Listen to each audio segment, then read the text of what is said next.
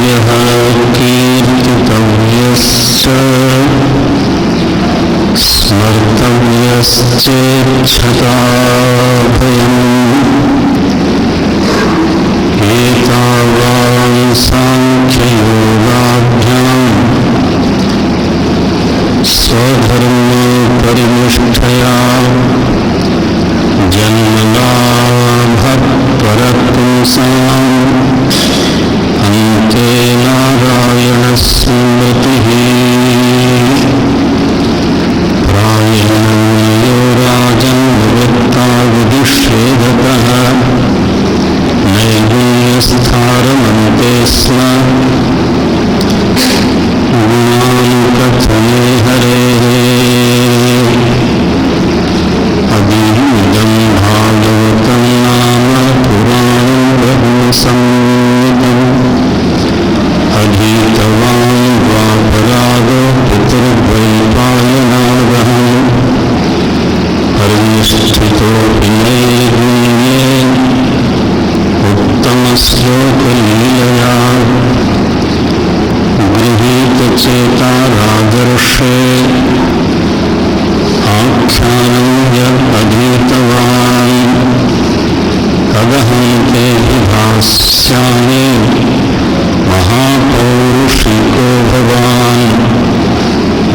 श्रद्धकामाशु श्यामकुंडे मतिस्सती।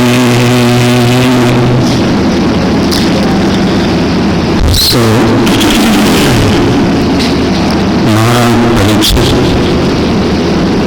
भगवती गंगा के तट पर प्रायो प्रवेश करके बैठे हैं और ये समाचार सुन करके तो नाना देशों से, नाना आश्रमों से ऋषि लोग महाराज परीक्षित को मिलने के लिए, उनको दर्शन देने के लिए तो वहाँ पधारे। सबको उन्हें प्रणाम किया है और जब वो प्रश्न करने को उद्यत हुए तो उसी समय तत्राभवत भगवान व्यासपुत्र, तो ठीक उसी समय भगवान व्यासपुत्र श्री सुखदेव जी महाराज वहाँ पर प्रकट हुए।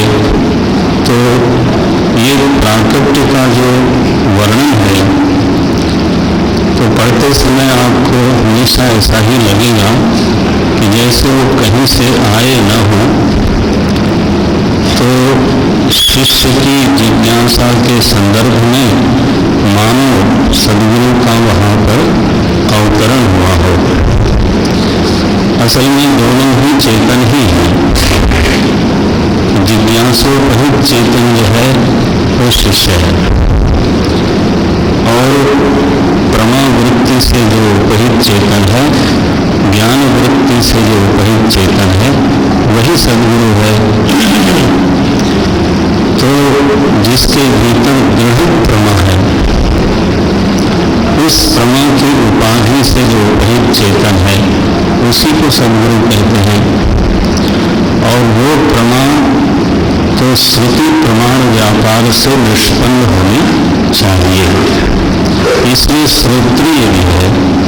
श्रोत्रिय होने का अभिप्राय यह है कि जो प्रमा उसको प्राप्त है वह प्रमा वो शिष्य को भी अधिगत करा सकता है। वो प्रक्रिया जानता है, वो समझा भी सकता है। केवल समझा हुआ नहीं है बल्कि अधिकारी प्राप्त होने पर, योग्य शिष्य प्राप्त होने पर तो वो सारी प्रक्रियाओं का ज्ञाता है। तो वो उसके हृदय में प्रमा को संक्रमित कर सकता है। श्री सुखदेव जी महाराज तो ऐसे सद्गुरु हैं, उनका प्राकट्य हुआ है तत्राभवत। और जैसे कि शिष्य उपासना करेगा, बाद में उनका ध्यान करेगा, ऐसे नख सुख का वर्णन भागवत जी में उनका हुआ। उनके कपोल, उनके नेत्र, उनके केश, उनके चरण, उनकी जंघाएं, उनके पद नख सभी का बिल्कुल उपास्य मूर्ति की तरह, उपास्य मूर्ति की तरह सबका तो वर्णन हुआ है। तो उनको प्राप्त करके महाराज परीक्षित धन्य ही हो गए। उन्होंने कहा, महाराज आप तो गोदोहन काल तक ही किसी के यहाँ रहते हैं, तो मैं समय बिल्कुल ही नहीं गवाऊंगा, मैं प्रश्न करता हूँ। अतः पृच्छामि। प्रश्न क्या है?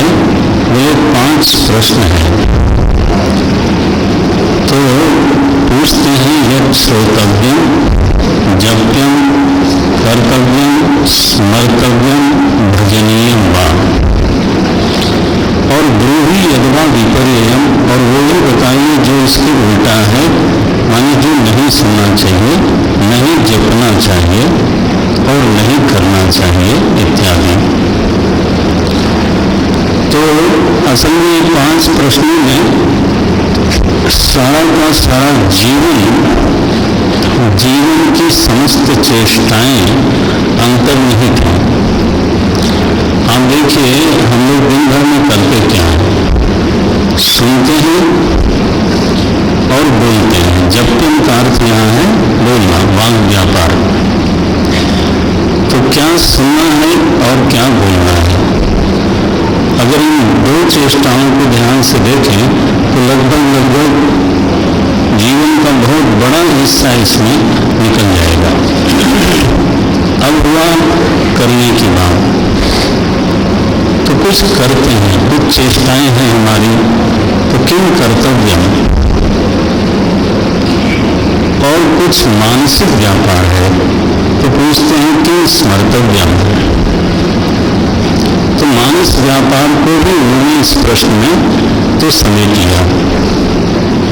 और अंतिम प्रश्न है भजनीयम वा, माने हर व्यक्ति का जो रमण स्थान है ना, वो अलग अलग होता है। कई बार हम बात चाहे कितनी भी ऊंची करें, लेकिन हम रमण करते हैं, हम आनंदित होते हैं बड़ी क्षुद्र चीजों में, और कई बार निंदित चीजों में भी रमण करते हैं। ये जो मनुष्य की असली ग्रोथ है ना, मनुष्य का जो असली विकास है, उसका जो असली पैरामीटर है, वो ये है कि वो रमण कहाँ करता है। माने ये विभाजन हमारे व्यक्तित्व का है कि परमत्व की भावना कहीं पर है कि ये चीज श्रेष्ठ है, लेकिन जिसको हमारी बुद्धि श्रेष्ठ दिखाती है, बताती है, उसे में मन रमण नहीं कर पाता। तो मन और बुद्धि का ये जो विभाजन है भीतर, आध्यात्मिक रूप से इसी को बोलते हैं स्पिरिट पर्सनालिटी। आध्यात्मिक रूप से, व्यावहारिक रूप से तो मुझे मालूम नहीं कि स्पिरिट पर्सनालिटी माने लोग क्या समझते हैं। विभाजित व्यक्तित्व। तो पूछते हैं कि कहाँ रमण करना चाहिए। भजनीय वा, विषयाराम है, इंद्रियाराम है, या फिर साहित्य में रमण करता है, तो संगीत में रमण करता है, शास्त्रीय संगीत में रमण करता है, अथवा तो राष्ट्रीय चर्चा में रमण करता है, या फिर समाज में रमण करता है, या भगवत चर्चा में रमण करता है, या वेदांत में रमण करता है। वेदांत वाक्येषु सदा रमणतः। देखो, तो हर आदमी का रमण स्थान एक नहीं होता। जो विषयाराम है, माने विषय में जो आराम करता है, वो भी एक तरह के विषय में रमण नहीं करता। किसी का विषय अत्यंत तामसिक गर्हित है, किसी का विषय राजसिक भी होगा, और किसी का विषय तो है लेकिन वो सात्विक है। तो किसी को सदाचार में रमण होता है, किसी को साधना में रमण होता है, आसन में, प्राणायाम में, ध्यान में, जप में, पूजा में। गर्गाचार्य ने कहा पूजा विश्व अनुराग इति गर्ग पाराशर्य। तो अब वहां भी अनुराग है। भगवान ने गीता में कहा अभ्यासात रमते यत्र। अब देखो वहां विषय का नाम ही नहीं लिया। साधना का अभ्यास करने से रमण हुआ, ध्यान करते करते आदत पड़ गई और अब उसमें मजा आने लगा। आसन करते हुए आदत पड़ गई तो अब आसन किए बिना मजा नहीं आता। तो अब ये अपने आप को कहीं कहीं हमको प्रशिक्षित करना है, ट्रेन करना है कि वेयर टू रेवल, हमारा रमण स्थान क्या है। भजनीय वा बड़ा पिन पॉइंटेड प्रश्न है। महाराज परीक्षित प्रश्न करते हैं भाई। आप देखिए, मुझे तो सोचने को नहीं लगता कि जीवन का कोई ऐसा हिस्सा है जो इन 5 चीजों में छूट गया। श्रोतव्यम, जप्यम, कर्तव्यम, स्मर्तव्यम, भजनीयम वा। स्मर्तव्यम से मानस व्यापार जितना है हमारा, उसको ग्रहण कर लीजिए। जब इस प्रकार का प्रश्न किया ना उन्होंने, तो महाराज सुखदेव जी महाराज ऐसे प्रसन्न हुए, क्योंकि प्रश्न करने वाले का चिंतन, प्रश्न करने वाले की जो ज्ञान पिपासा है, लगन है, वो तो उसके प्रश्न में ही झलक जाती है। तो सुखदेव जी महाराज बड़े तृप्त हुए कि ऐसा विद्यार्थी है, ऐसा ये शिष्य है, ये तो व्यर्थ की कोई बात नहीं पूछता। तो हनुमान जी की पूछ कितनी बड़ी थी, ये क्या हाल है यार। तो जब मसक समान रूप कभी धरे तो मच्छर की तरह हो गए, तो भगवान की अंगूठी कहाँ गई। लोग समझते हैं क्या जबरदस्त प्रश्न किया है। महात्मा जी चारों खाने चित्त, वो सच में चित्त हो जाते हैं। उनको लगता है बच्चों वाले सवाल, अच्छा मान लो हम कुछ बता भी दें तो आपको क्या लाभ होगा? क्या आपको अंगूठी मिल जाएगी या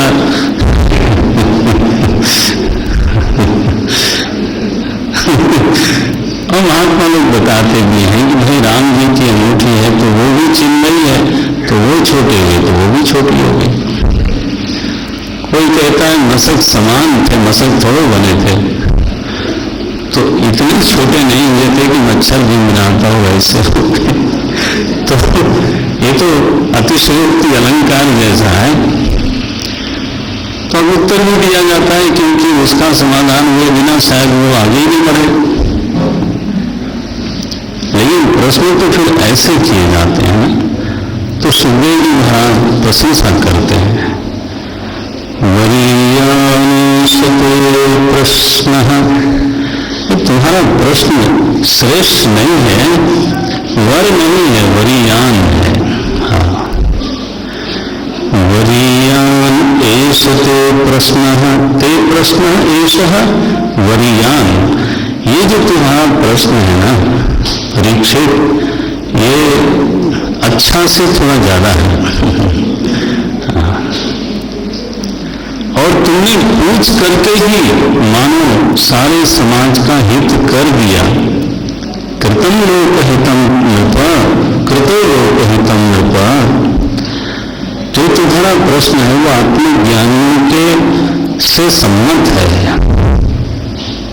वैसे तो परीक्षित सुनने कहने के लिए बहुत चीजें हैं, दिन भर आदमी बोलता ही रहता है और बहुत बड़ी बड़ी बातें बोलता है। हिंदुस्तान की फॉरेन पॉलिसी क्या होनी चाहिए, अब इस पर चाय की चुस्की लगाते हुए 2 घंटे निकाल दिया। और जितने बैठे हैं बहसी लोग, तो उसमें कोई ऑफिस में वहां झांकेगा नहीं पर ओबामा को क्या करना चाहिए, तो लंदन का क्या इस समय रूप होना चाहिए, तो इत्यादि इत्यादि इत्यादि पूरी बहस करी। चाय खत्म हुई, कप रखा और शरीर उठाया, चलिए। या फिर किसी की निंदा की, या फिर किसी की स्तुति करी। और कभी कभी लोग मुझे कहते हैं कि लोग सीरियल के चरित्रों की मीमांसा करते हैं, मीमांसा करते हैं, उस पर टीका लिखते हैं, भाष्य लिखते हैं, प्रतीक्षा करते हैं कि वाच लग गया, उस समय वो भगवान को छोड़ दें। आप थोड़ा प्रतीक्षा करो, आप तो अमर हो। सीरियल तो चला जाएगा, आप तो कहीं जाओगे नहीं, आपकी मजबूरी है। तो पहले हम इसी से निपट लेते हैं, फिर आपको देखा जाएगा। तो सुखदेव जी महाराज का तो कहना है कि बहुत कुछ बोलने कहने के लिए दुनिया में है। श्रोतव्यादीनि राजेंद्र सहस्रशः सन्ति। हजारों हजारों चीजें बोलते हो, पूछने की क्या बात है। आदि शब्द से स्मर्तव्य, कर्तव्य, जप्यम, सब हजारों की संख्या में है। लेकिन लोग जो है ना अपनी मृत्यु की आहट को सुनते नहीं। अपश्यताम आत्मतत्वम, आत्मदेव का दर्शन नहीं करते, दुनिया भर की बातें करते हैं। निद्रा में रात बीत जाती है अथवा भोग में रात बीतती है, और दिन या तो गपसप में व्यर्थ की चेष्टाओं में बीतती है या कुटुंब भरण